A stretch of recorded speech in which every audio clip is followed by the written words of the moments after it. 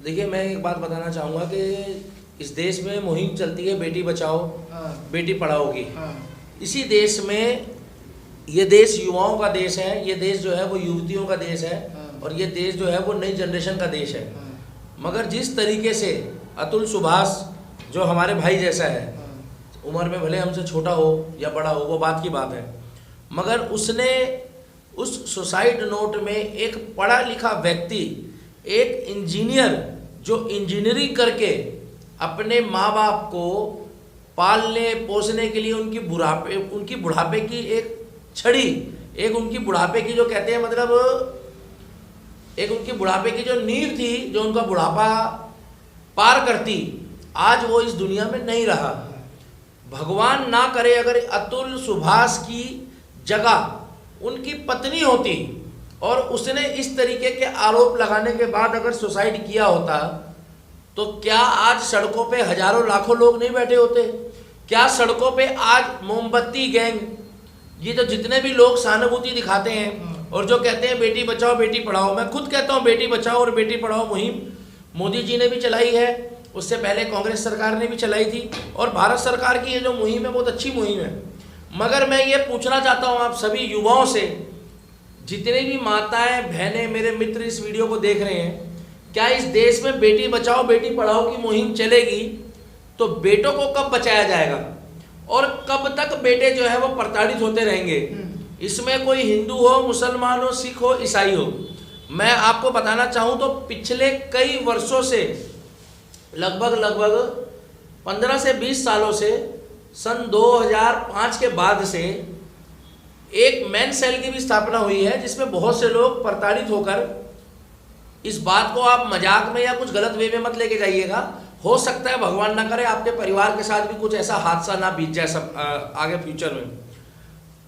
युवा वर्ग, एक बेटा जब अपने घर पे नन्ही सी किलकारी पैदा लेती है ना भाई साहब, तो अतुल सुभाष ने क्या कभी सपने में सोचा था कि जीवन में जिस चीज को वो अपनी खुशहाली बना रहा है, केवल 9 दिन, कितने दिन लगे, वो अपनी धर्म पत्नी बना रहा है, उसकी वजह से उसको एक स्टेप लेना पड़ेगा गलत। एक आप मुझे एक बात बताइए, माँ जिस कोख में बेटे को रखती है उसी कोख में बेटी को भी रखती है, मगर उस कोख में जन्म लेने के बाद व्यक्तियों के अंदर इतनी बड़ी भावना क्यों आती है कि बेटियों के लिए कोर्ट में कानून अलग है और कोर्ट पर भी तमाम लोग सवाल उठा रहे हैं, कह रहे हैं कोर्ट के जो फैसले होते हैं कहीं ना कहीं लड़कियों के लिए ज्यादा पक्ष में होते हैं और लड़कों को दबाया जाता है। देखिए, मैं आपको एक बात बता दूं, ये तो फिर भी 2014 के बाद कुछ नियम कायदे कानून बदले हैं।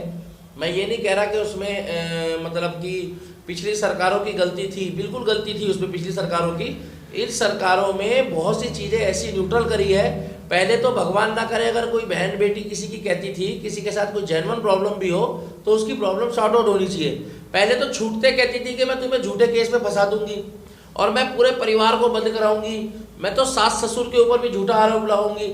अरे वो बूढ़ा ससुर जिसने अपनी पत्नी के अलावा किसी की बहन बेटी की तरफ नजर नहीं उठाई, अगर भगवान ना करे उसके ऊपर कोई बहू आरोप लगाती है ना, तो वो बेचारा हार्ट अटैक से मर जाता है ससुर। अब यहाँ पर 2 कहानियां हो गई हैं, 2 माँ हैं, एक माँ है अतुल सुभाष की माँ और एक माँ है उनकी पत्नी की माँ, जो अपने घर को छोड़ के चली गई है, और एक जो है वो रोने पर मजबूर हो गई है, कह रही मेरे बच्चे को मुझे वापस। अतुल सुभाष की माँ इंसाफ मांग रही है। अभी हमारी वीडियो देखते देखते में अतुल की आत्मा को शांति भी नहीं मिली होगी।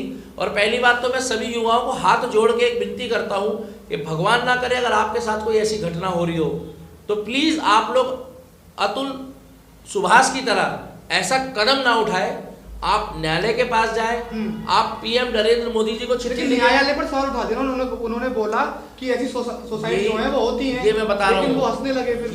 ये बात बिल्कुल सही है। और दूसरी बात, जो उनका वकील इस तरह की टिप्पणी दे रहा है ना, उनको शर्म आनी चाहिए। खुद पुरुष होके तुम एक वकील हो तो एक वकालत वाला काम करो, ना कि तुम उसका मजाक बनाओ।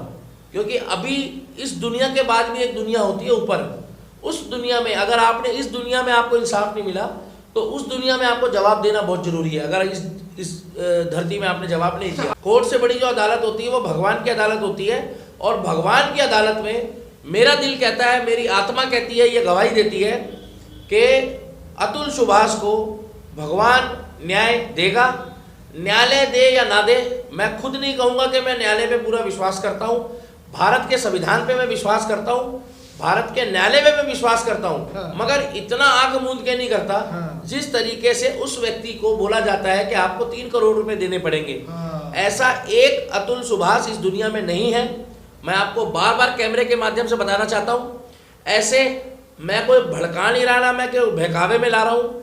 ऐसे इस वीडियो को देखने के बाद हजारों वीडियो में ये शॉर्ट्स में डाला, हजारों अतुल सुभाष होंगे जो आज भी लड़ रहे हैं, आज भी अतुल भाई साहब। मगर एक रिक्वेस्ट कर रहा हूँ, जो काम हाथ जोड़ के कह रहा हूँ, जो काम अतुल सुभाष ने करा, कृपया वो कदम मत उठाना, क्योंकि उस कदम को उठाने से आपको ना न्याय मिलेगा। क्या करें, मतलब तमाम ऐसे लोग पूछते हैं, कहते हैं कि लड़कों की सुनवाई होती ही नहीं है, लड़की अगर आरोप लगाते तो बस आरोप सिद्ध हो जाता है। उसका एक ही तरीका है कि अगर आपके साथ कुछ हो रहा है तो अतुल भाई ने जो काम किया है, अतुल सुभाष जी ने जो काम किया है, 38 पन्नों का जो लगभग सुसाइड नोट बताते हैं, जांच चल रही है।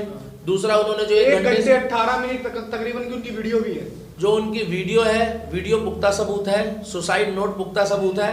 अगर गलती से ये उनकी वाइफ का होता या किसी और महिला का होता तो अब तक उस पुरुष का परिवार, पूरे ससुराल वाले और वो पुरुष जो है हवालात में होता और लोग मोमबत्ती लेके सड़कों पे आ गए होते कि उसके परिवार को फांसी दो। तमाम लोग आपको सुनते हैं, आपकी बातें भी मानते हैं, तमाम आपकी वीडियो वायरल होती है। भाई साहब, मेरा आपने हर रूप देखा होगा, मगर आज आपने मेरा हर रूप देखा होगा, मगर जब से मैंने उस व्यक्ति की वीडियो देखी है, वो व्यक्ति जो है वो बीच बीच में पानी पी रहा है। वो व्यक्ति जो है 1 घंटे 18 मिनट की वीडियो में 2 बातें उन्होंने बोली, अपनी आत्मकथा बताई है, उन्होंने अपनी आत्मा से निकली हुई आवाज बताई है, क्योंकि आज वो व्यक्ति परमात्मा के पास है, मगर कहीं ना कहीं उसको मोक्ष नहीं मिला होगा बेचारे को, वो अपनी उम्र से पहले चला गया। आप मुझे एक बात बता दूं, दुनिया का सबसे गलत काम बोलते हैं आत्महत्या है, और ना किसी को करनी चाहिए। आप कितनी भी विकट परिस्थिति में हो तो भगवत में लिखा है कि आपको भगवान के हाथ में छोड़ना चाहिए।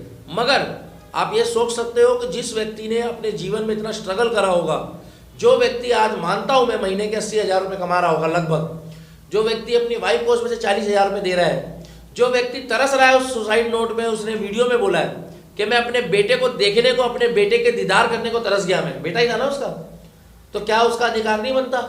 मतलब माँ बेटे को लेके बैठ गई है बोल के कि मुझे खर्चा दो, और अगर बाप लेके बैठ जाए बच्चे को कि भैया मुझे ये खर्चा दे, अरे जब आदमी कहता है मेरे को डिवोर्स चाहिए तब तो तुम खर्चा बांधोगे ना, और जब औरत कहती है मुझे डिवोर्स चाहिए तब भी तुम खर्चा बंधवाते हो। कुल मिला के किसी ना किसी में भाई के रूप में पिस रहा है, कोई पति के रूप में पिस रहा है, कोई दादा के रूप में पिस रहा है, कोई रिश्तेदारी में पिस रहा है। हर दिन त्योहार में एक व्यक्ति अपनी कमाई का भाग देता है शगुन के लिए।